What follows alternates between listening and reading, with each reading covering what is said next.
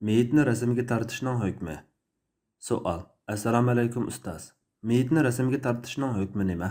Tugab ketganlarning rasmini boshqa davlatlardagi tuqqanlarga yo'llashga to'g'ri kelsa, rasmga tortsa bo'lamdi? Javob. Va alaykum assalom va rahmatullohi va barakatuhu. Barliq hamdu sanolar Janobi Allohga bo'lsin.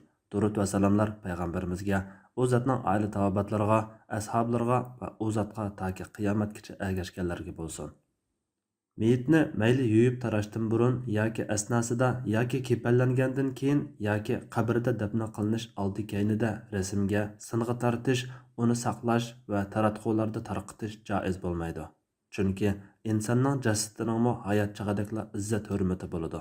Payg'ambar sallallohu alayhi vasallam insonning so'ngak ustixonlarini meyit holatida chaqish hayot vaqtida chaqqanga o'xshashdir degan.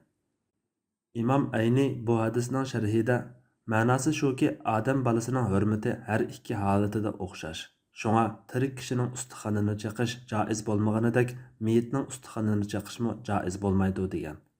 Inson vafot bo'lganida uning chiroyi, ko'rinishi o'zgarib ketadigan bo'lib, inson o'zini boshqalarning bu holatda ko'rishini xohlamaydi. Biz uning rasmga tortishga rozi bo'ladigan yoki bo'lmaydiganligini bilolmaymiz. Shunga hatto dinsizlarmi meyitning yuzini yepib qo'ydi.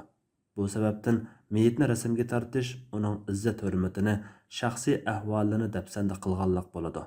Uning ustiga tortilgan surati tuqqanlardan tarqab ketib, dushmanlarining qo'liga tushishi yoki meyit haqida naloyiq gap so'zlarning tarqalishiga sababchi bo'lishi, hatto obro'yi va e'tiborini zedilishi mumkin.